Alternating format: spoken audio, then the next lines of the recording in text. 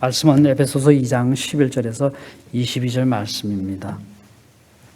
그러므로 생각하라. 너희는 그때 육체로 이방인이요 손으로 육체에 행한 할례당이라 칭하는 자들에게 무할례당이라 칭함을 받는 자들이라. 이스라엘 나라 밖에 사람이라 약속의 언약들에 대하여 외인이요 세상에서 소망이 없고 하나님도 없는 자이더니 이제는 전에 멀리 있던 너희가 그리스도 예수 안에서 그리스도의 피로 가까워졌느니라. 그는 우리의 화평신지라. 둘로 하나를 만드사 중간에 막힌 담을 허시고 원수된 것 곧 의문에 속한 계명의 율법을 자기 육체로 폐하셨으니 이는 이 둘로 자기의 안에서 한 새 사람을 지어 화평하게 하시고 또 십자가로 이 둘을 한 몸으로 하나님과 화목하게 하려 하심이라. 원수된 것을 십자가로 소멸하시고 또 오셔서 먼 데 있는 너희에게 평안을 전하고 가까운 데 있는 자들에게 평안을 전하였으니 이는 저로 말미암아 우리 둘이 한 성령 안에서 아버지께 나아감을 얻게 하려 하심이라. 그러므로 이제부터 너희가 의인도 아니요 손도 아니요 오직 성도들과 동일한 시민이요 하나님의 권속이라. 너희는 사도들과 선지자들의 터 위에 세우심을 입은 자라. 그리스도 예수께서 친히 모퉁이 돌이 되셨느니라. 그의 안에서 건물마다 서로 연결하여 주 안에서 성전이 되어가고 너희도 성령 안에서 하나님의 거하실 처소가 되기 위하여 예수 안에서 함께 지어져 가느니라. 아멘. 여러분, 지금 제가 몇 주간 우리의 이 과거에 대해서 우리가 주님을 영접하기 전에 우리의 과거의 그 상태를 제가 지금 계속 여러분과 나누고 있습니다. 오늘 밤 보면 말씀은 에베소서 2장 11절에서 22절인데 이방인 곧 우리 믿는 자들의 이 과거 모습과 믿음의 삶을 살고 있는 지금 현재 우리의 모습과 앞으로 믿음을 가지고 그리스도인으로서 어떠한 미래를 살아야 하는지 사도 바울이 말해주고 있습니다. 전번에 우리가 2장 1절에서 3절에서 배운 것 같이 우리의 믿기 전의 상태, 바로 죄와 허물로 인해 영적으로 죽은 자였고 우리가 죽어 있기 때문에 우리가 하나님의 그 사랑에 전혀 반응할 수 없을 뿐 아니라 우리가 세상 풍습을 따랐고 그리고 사탄의 자녀로서 우리가 완전히 하나님과 이렇게 떨어진 상태, 끊어진 그런 상태였다는 것을 우리가 배웠습니다.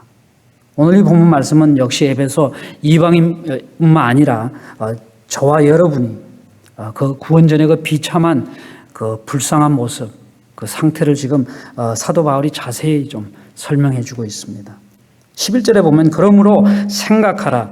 너희는 그때 육체로 이방인이요 손으로 육체에 행한 할례를 받은 무리라 칭하는 자들로부터 할례 받지 않는 무리라 칭함을 받은 자들이라 이렇게 말씀하셨는데 여기 그러므로 바로 2장 1절에서 10절의 말씀에 구원이 하나님의 전적인 은혜에 있음에 생각해 보라는 것입니다. 그것이 우리가 노력으로 된 것이 아니고 완전히 하나님의 은혜라는 것을 여러분 한번 깊이 생각해 보라는 것입니다.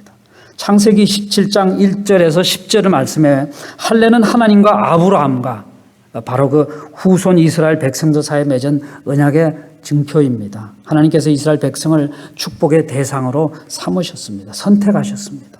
반대로 할례를 받지 않은 이방인들은 그럼 무슨 뜻을 의미합니까? 하나님을 알지 못하였고 하나님과 개인적 관계를 전혀 맺지 못하는 상태였다는 것입니다. 그 당시 영원히 하나님으로부터 복을 받을 수도 없고 유대인들의 멸시와 천대 대상이었다는 것입니다.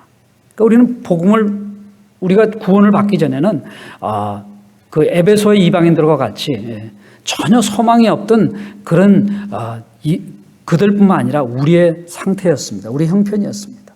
유대인들이 이방인들과 사회적으로 교제를 나눈다는 이런 사실 구약 시대에서는 전혀 생각할 수 없는 일이었습니다. 이방인들은 유대교적 관점에서 보면은 그들은 말로도 알 수 없는 부정한 사람들이었습니다. 그래서 그 당시 이방인들은 유대인들로부터 엄청난 멸시와 천대를 받았습니다. 우리 신약에 들어오면은 사마리아 사람들을 포함해서 이방인들은 개라고 불렀습니다. 개라고 불렀고 죽어서 지옥의 불쏘시개 감으로 보내진다는 그런 멸시를 받았습니다. 그러니까 바로 우리가 그 당시에 살았다면 그러한 멸시와 천대 속에서 사회적으로나 종교적으로 그런 천대를 받은 그런 상황이었습니다. 얼마나 그런 것을 생각하면 우리가 지금 구원받고 산다는 게 얼마나 하나님의 자녀로 인정함을 받고 산다는 게 얼마나 감사한지요. 우리가 하나님의 은혜를 생각할 때마다 우리의 이 마음속에 식어져가는 그 구원의 감격, 그 구원의 기쁨을 다시 되살려 주는 것입니다. 우리가 과거를 잊어버린다면, 완전히 망각해버린다면 우리가 구원의 기쁨을 되찾을 수가 없는 것입니다. 12절에 그때 너희는 그리스도 밖에 있었고 이스라엘 나라 밖에 사람이라 약속의 언약들에 대하여는 외인이요 세상에서 소망이 없고 하나님도 없는 자이더니. 이방인들과 우리의 그 본질적인 비참성은 그리스도 밖에 있었다는 것입니다. 그리스도 안에 있었던 것이 아니라 그리스도의 밖에. 여기에 밖에라는 헬라어 원어의 의미는 상관없다, 그런 뜻을 의미하고 있습니다. 그리스도와의 전혀 상관없는 그런 삶을 살았다는 것입니다. 이스라엘은 하나님의 선민이요 그분의 하나님의 언약의 백성이요 하나님의 구원의 은혜가 그 가운데 넘쳤습니다. 그러나 이방인들은 하나님의 구원과 영생의 복과 전혀 상관없는 그런 삶을 살면서도 그것을 느끼지 못했다는 것입니다. 그 당시 이방인들은 예수 믿기 전에는 하나님을 알지도 못했고, 알지 못했기에 하나님을 섬길 수도 없었고, 메시아에 대한 언약도 없이 하나님으로부터 완전히 버림받았던 그런 자들이 있습니다. 소망이 없었고 하나님도 없이 인간의 존엄성을 소유하지 못한 채 살아가는 참으로 비참하고 불쌍한 사람들이었습니다.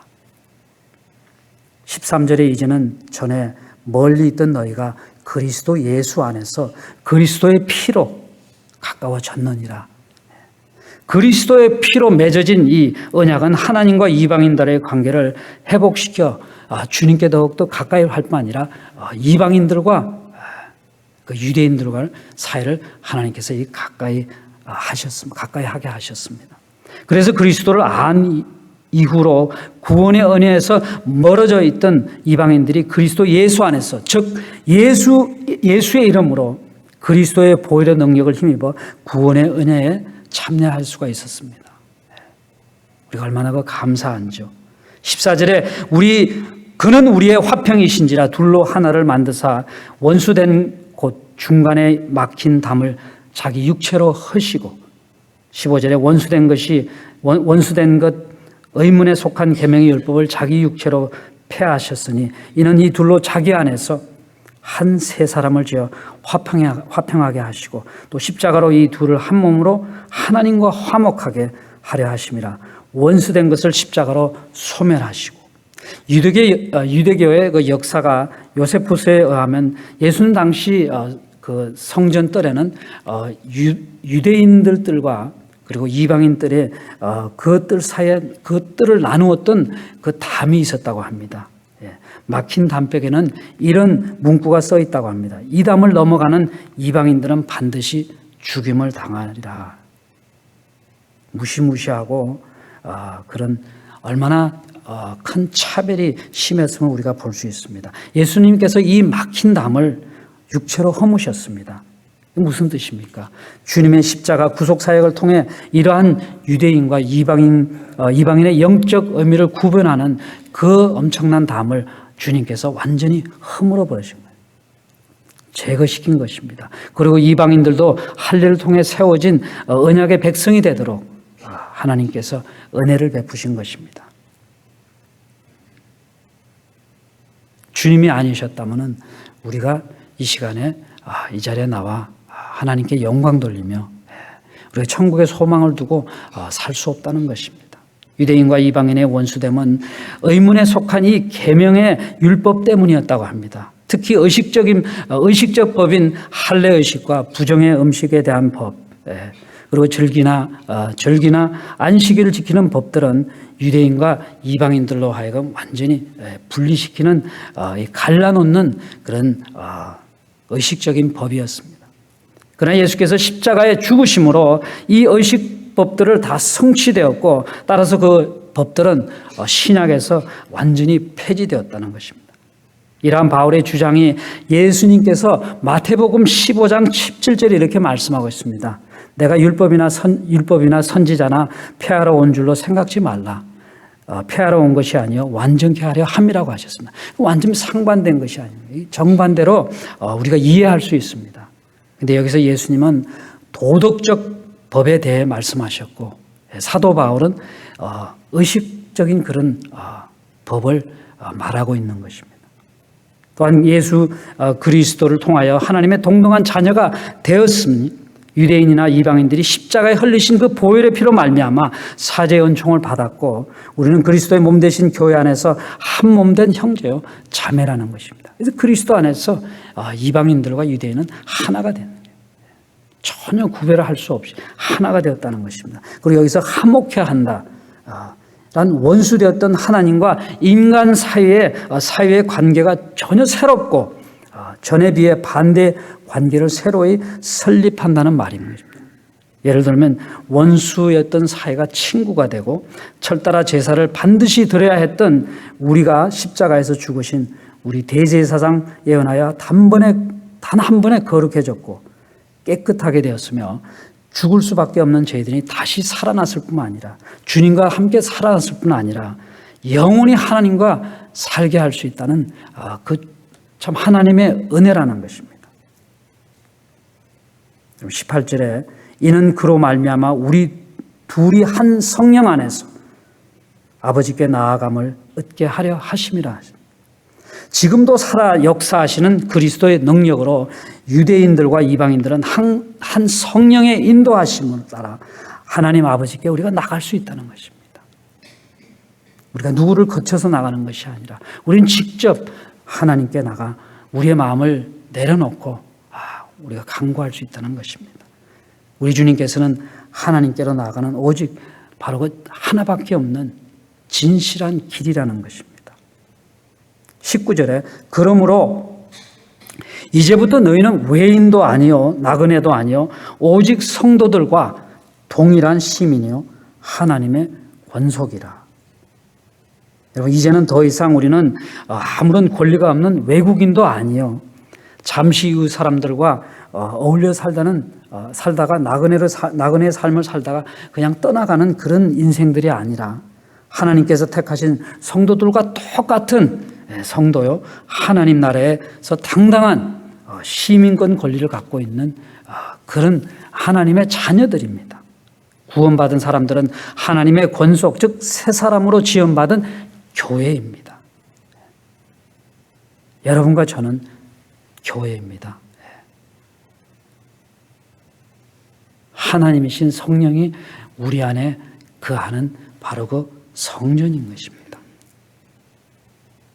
20절, 21절, 22절에 이렇게 말씀하고 있습니다. 너희는 사도들과 선지자들의 터 위에 세우심을 입은 자라.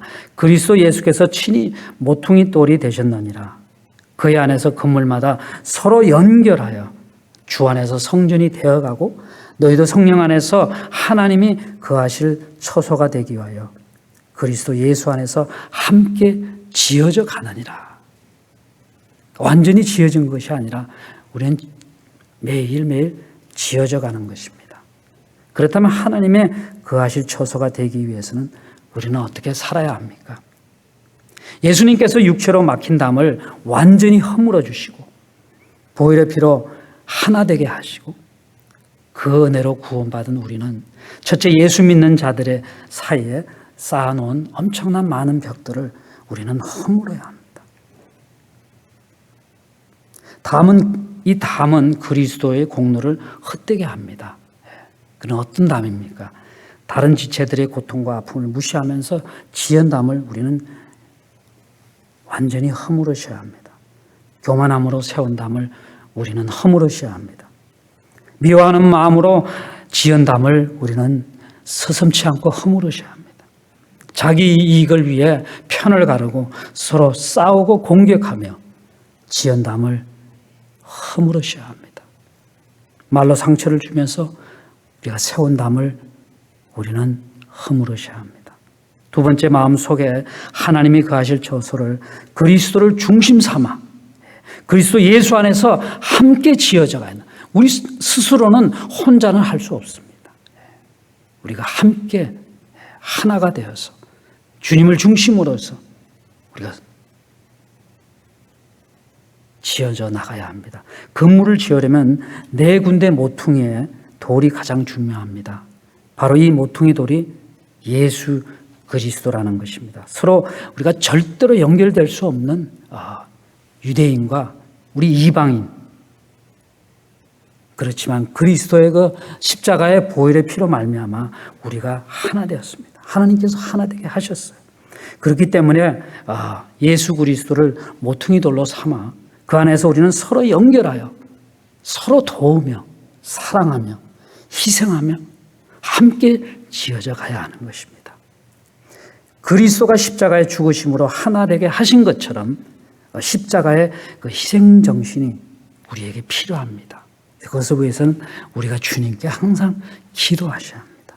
바로 이것이 하나님의 기뻐하는 교회입니다. 바로 여러분과 저가 그 교회가 될 수 있는 것입니다. 이런 교회로 지어갈 때 하나님의 거하는 처소가 우리는 진정될 수 있습니다. 바로 이 모든 것이 하나님의 은혜로만 이루어진다는 것을 여러분 믿으시길 바랍니다. 여러분 한 분 한 분이 얼마나 귀하신 분이라는 것을 여러분은 그것을 아시고 인정하시고 하나님께 감사해야 합니다. 우리는 주님의 몸된 교회의 구성원으로서 주님을 모퉁이 돌로 삼아 주님과 연결되어 그리스도 안에서 형제자며 서로 손을 잡고 하나님께서 피값으로 사신 이 몸된 교회를 우리가 든든히 세워나가는 귀한 존재라는 사실을 여러분이 확신하면서 살아가시기를 주의 이름으로 축복합니다. 여러분 함께 이 말씀을 붙들고 기도하십니다. 여러분 먼저 여러분 스스로를 위해서 기도하시길 바랍니다. 여러분의 지난 과거가 상태가 어떻다는 것을 생각하면서 하나님 앞에 감사하는 마음으로 함께 기도하면서 주의 몸된 교회를 위해서 기도할 뿐 아니라 주의 몸된 교회에 세우신 하나님의 귀한 종 우리 담임 목사 김준신 목사님을 위해서 성령 충만하게 건강한 몸으로 참 이 교회를 이끌어 나가는데 부족함이 없을 뿐 아니라 우리들에게 영적의 그 지도자로서 영의 양식을 마음껏 우리에게 전해줄 수 있는 그런 귀한 종으로 쓰임 받을 수 있도록 주의 종을 위해서 기도하시길 바랍니다. 여러분들 여러분의 자녀를 위해서 여러분들이 24시간 보살필 수 없지만 여러분 곁을 떠나가 있는 그 자녀들을 위해서 또 여러분 기도하시길 바랍니다. 우리 함께 기도하시겠습니다.